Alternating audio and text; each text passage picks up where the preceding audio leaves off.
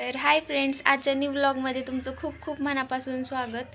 तर आत्ता वाजलेले दुपारचे 2:45 झालेत आणि मी माझ्या आयुष्यातली गोष्ट जी एक आहे ती तुमच्यासोबत शेअर नाही केली, कारण मी माझ्या व्लॉगमधून आमचे रोजचे दिवस कसे जातात, आम्ही रोजचं आयुष्य कसं जगतो आणि आमच्या आयुष्यातील सुखदुःखाचे क्षण किंवा आमच्यामधील जी क्रिएटिव्हिटी आहे, जी कला आहे थोडीफार म्हणा, ती आम्ही तुमच्यासोबत शेअर करत असतो। तर असाच आमच्या आयुष्यातील एक दुःखाचा क्षण आहे की जो तुमच्यासोबत मी शेअर नाही केलेला।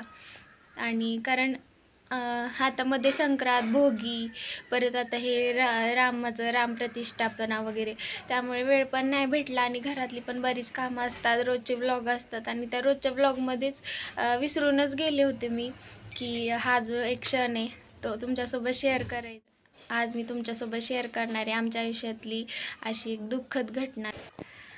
ती म्हणजे आमचा टफी आम्हाला सोडून गेला आहे आणि त्याला आता बरेच दिवस झाले, आठवडा पण झाला असेल, म्हणजे 7-8 दिवसच झाले असतील। भोगीच्या सकाळी 8-9 वाजता तो आम्हाला सोडून गेला आहे। ही गोष्ट मी तुम्हाला सांगितलीच नव्हती आणि म्हणजे व्लॉगसुद्धा घेऊ वाटत नव्हता ते सुरुवातीचे 2-3 दिवस, पण तरी संसूद होते आणि घेतला मग व्लॉग। आणि टफीचा नाही घेतला कारण इच्छाच होत नव्हती, असं वाटायचं सांगून सांगून काय सांगायचं नक्की।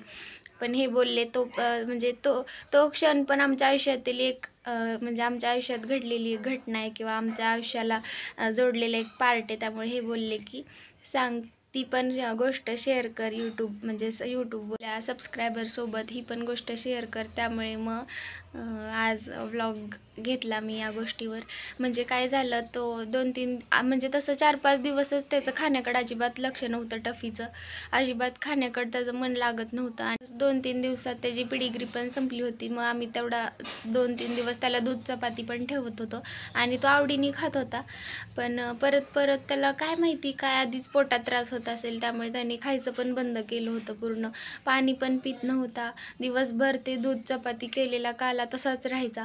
परत हे म्हटले की आपण त्याची पिडिग्री संपली, 2-3 दिवस झाला आणलीच नाही आपण, त्यामुळे तो खात नसेल की काय। मग आम्ही पिडिग्री पण आणली, त्याला पिडिग्री ठेवली तर ते पण खात नव्हता तो, म्हणजे त्याचं ते पोट एकदमच खराब झालं होतं। नंतर तो उलट्या करायला लागला, परत जुलाब पण व्हायचे त्याला म्हणा, आत्या म्हणा, म्हणजे असं प्राण्यांना म्हणजे कुत्र्यांना शेळ्यांना काय झालं की त्याच डॉक्टरला बोलवायचे। त्यामुळे आम्ही त्याच डॉक्टरांना बोलवलं आणि त्याची ट्रीटमेंट चालू केली। तर डॉक्टर बोलले की त्याला गॅस्ट्रो झाला आहे आणि मग त्याचं ट्रीटमेंट डॉक्टर बोलले की सलाईन लावूया आणि त्याला औषध कंटिन्यू करूया।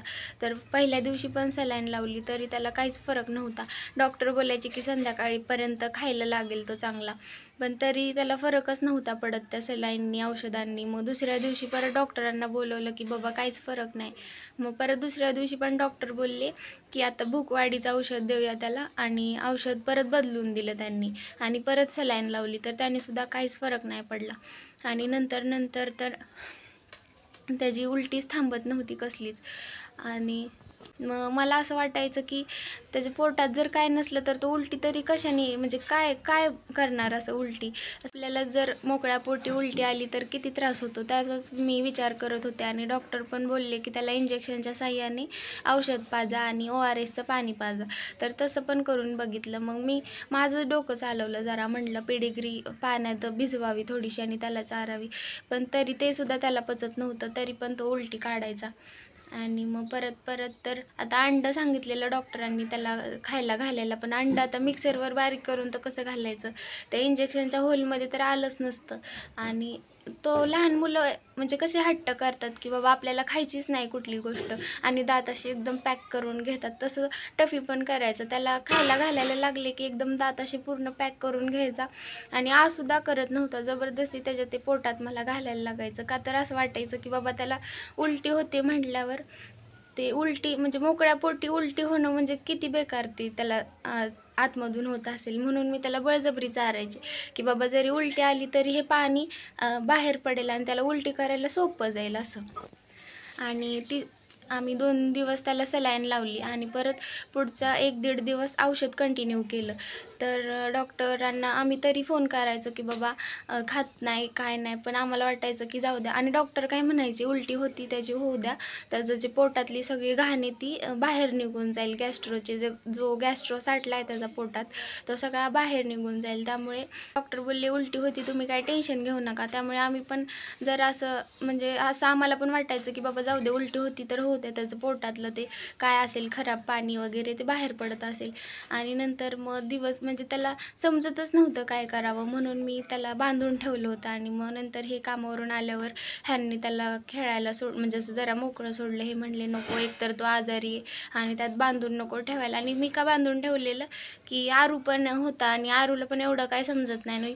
टफी काय करायचा, सगळीकडे फिरायचा आणि उलटी आली का त्याला म्हणजे त्याला काहीतरी एवढं समजते, मग कुठे पण उलटी करायचा आणि मग ते सगळा ओटा खराब व्हायचा, शेड खराब व्हायचा. आणि आरू पण तसाच फिरायचा घरात, किंवा घरात म्हणा दारात किंवा शेडमध्ये. मग मला असं वाटायचं की टफीमुळे ह्याला ॲलर्जी व्हायला नको. त्यामुळे मग मी त्याला बांधून ठेवलेलं शेवट भोगीच्या आदल्या दिवशी. आणि मग ह्यांनी कामावरून आणि त्याला म्हणजे टफीला खेळायला सोडलं. तर टफी पाण्याचं घमेलं भरलेलं होतं आणि टफी डायरेक्ट गेला आणि घमेल्यात जाऊन बसला. मग आम्हाला वाटलं त्याचं पोटात एकदम आग झाली असेल म्हणून तो पाण्यात जाऊन बसलाय, पण त्याला काय होत होतं ते त्यालाच माहिती. आणि त्या घमेल्यात जाऊन बसला आणि तेच पाणी प्यायला लागलं. आणि मग आम्ही परत डॉक्टरांना फोन केला, पण डॉक्टरांचं त्यांना पण काही समजलं होतं का नव्हतं काय माहिती. ते पण म्हणायचे काय नाही होत, नका टेन्शन घेऊ. आणि दुसऱ्या दिवशी उजाडलं म्हणजे भोगीचा दिवस होता. त्या दिवशी तर टफीचा चेहरा एकदम असा खुललेला होता, जणू की आता एकदम पूर्ण बरा झाला आहे तो. आणि आम्ही पण सगळे खुश झालो. आत्या पण कामाला चाललेली 7 वाजता सकाळी आणि ती पण म्हणली की टफीला चांगलं बरं वाटतं, आता चेहरा एकदम खुलला आहे त्याचा आणि त्याला खायला ठेव आणि पाणी पण पाज, त्याला तहान लागली बहुतेक, वाटीसारखं तोंड हे करतोय तो. तर मग माझं पण झालं फ्रेश, म्हणजे आंघोळ वगैरे झाली आणि मग टफीला खाऊ ठेवला. आणि त्याच्या जवळ जाऊन बघते तर एकदम असं त्यांनी चेहरा एकदम सुकवला होता. आणि म्हणजे फर्स्ट जेव्हा आत्या होती घरी 7 वाजता तेव्हा मी टफीला आवाज दिला तर असं खेळत वगैरे नव्हता, पण चेहऱ्यावर फक्त टवटवी होती की बाबा मी बरा झालो असं दिसत होतं. आणि टफीला आवाज दिला की लगेच कानवर करायचा आणि आमच्याकडे बघायचा. आणि मग त्याने नंतर मी पाणी ठेवायला गेले त्याला, तर बघितलं तर एकदम डोळे आत गेलेले त्याचे आणि पूर्ण अशी मान एकदम खाली झुकवायला लागलेला. म्हणलं सकाळी तर हा चांगला होता, एकदम फ्रेश चेहरा होता त्याचा आणि आत्ता असं काय व्हायला लागलं त्याला. आणि मग आत्या तर कामाला गेलेली, मामा पण कामावर गेलेले आणि हे झोपले होते. आणि मी आणि आरू उठलेलो आणि दीदी पण होती. तर मग मी ह्यांना उठवलं की बाबा टफी जरा जास्तच येड्यासारखा करायला लागलाय, हातपाय पण एकदम शांत झालेत त्याचे आणि चेहरा पण असा टाकलाय त्याने. आणि त्याच्या पोटातनं असा मुरडा फिरत होता, असं चांगला बाहेर असं गुंग असा आवाज यायचा. आणि त्या परत तर पूर्ण शांत व्हायला लागला, असा थोडासा असं म्हणजे थोडीशीच हालचाल करत होता आणि परत पूर्ण शांत व्हायला लागला. आणि परत तर मग ते म्हणजे एकदम त्याची अशी लास्टची कंडिशन जी असते ती व्हायला लागली. आणि त्याचं म्हणजे काय व्हायचं की जीव जात पण नव्हता आणि येत पण नव्हता. आणि पूर्ण सकाळी तर आम्हाला टवटवी दिसली. आत्याला पण आम्ही फोन केला. आत्या म्हणली अगं सकाळी इतकी टवटवी, म्हणजे खेळत वगैरे नव्हता पण चेहरा एकदम असा खुलून आला होता त्याचा आणि अचानक कसं काय. मग तिला पण असं कसं तरी वाटायला लागलं. मग आत्या म्हणली डॉक्टरांना फोन करा एकदा. तर डॉक्टरांना फोन केलं तर डॉक्टर बोलले की त्याला मग जास्त प्रमाणातच गॅस्ट्रो झाला. मग आम्ही समजून घेतलं की आता ह्याची कंडिशन जरा जास्तच खराब झाली म्हणून. आणि मग टफीचं काय व्हायचं की त्याचा जीव जात पण नव्हता आणि येत पण नव्हता, म्हणजे असं एकदम पोटात मुरडा फिरल्यासारखं होत होतं. आणि त्याचा त्रास ते आम्हाला सुद्धा बघवत नव्हता. मला तर इतकं रडायला येत होतं आणि मग मी पण रडायला लागले. तर मग दीदीला पण रडायला आलं, दीदी पण लागली रडायला. आणि आरूला पण समजत होतं की बाबा टफीला काहीतरी होतंय. मग तो पण असं जरा शांतच होता की बाबा नाही का टफी आजारी आहे, मम्मा टफी आजारी, असंच करत होता. आणि मग म्हणजे माझ्या मावशीच्या बाबतीत ही अशी गोष्ट घडली होती की म्हणजे ती असते एक गोष्ट, ती आता मी नाही सांगू शकत तुम्हाला. तर म्हणजे टफीनी पण काय केलं होतं, सकाळी आत्याला मामांना बघितलं होतं आणि मला आणि आरूला सुद्धा बघितलं होतं आणि दीदीला सुद्धा बघितलं होतं सॉरी.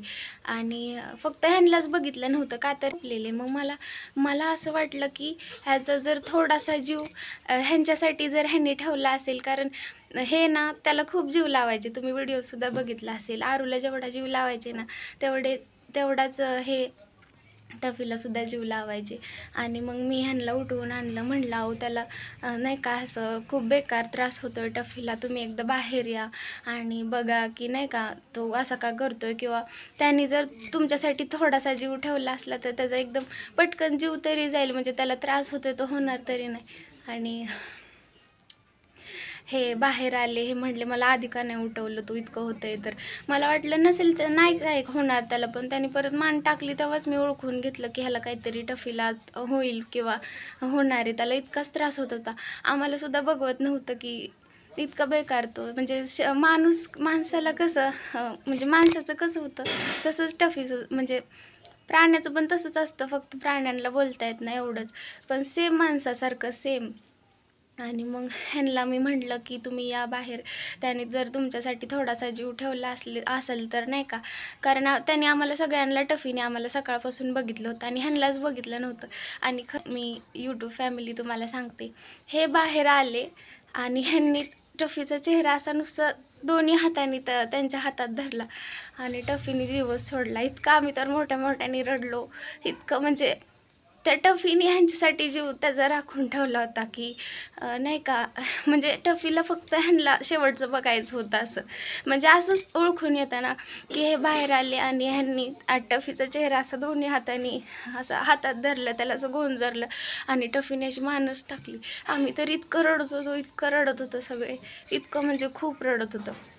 मग ह्यांना पण रडायला आलं. आणि म्हणजे कसं माणसासारखं जीव लावलेला असताना आपल्या डोळ्यासमोर जर त्याचा जीव जात असेल तर मग ती कंडिशन किती बेकार असते ना, तसं झालं.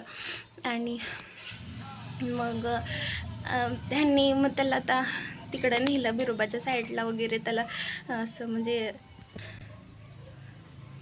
आणि फ्रेंड्स ह्यांनी नंतर मग त्याला आम्ही टफीच्या अंगावर जी म्हणजे जे कापड टाकायचं त्या कापडात ह्यांनी टफीला असं गुंडाळलं आणि भैयानी त्याला उचलून घेतलं टफीला आणि हे चालले होते तिकडं त्याला घेऊन टफीला.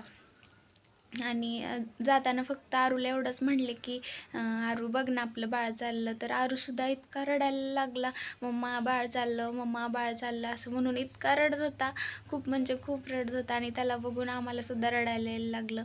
आणि तरी पण मला वाटत होतं की एक व्हिडिओ तरी काढावा, कारण आरू इतका रडत होता, म्हणजे त्याला काय कळावं एवढ्याशा जीवाला की आपल्या घरी एक छोटंसं बाळ होतं आणि त्याला म्हणजे टफी होता आणि त्याला असं झाले काहीतरी की तो आपल्या म्हणजे काय आरूला समजलं असेल ते समजलं असेल. पण आरू पण इतका रडत होता, फक्त त्याला बोलता येत नव्हतं आरूला, फक्त म्हणायचा मम्मा बाळ चाललं, मम्मा बाळ चाललं असं म्हणूनच आरू पण खूप रडत होता.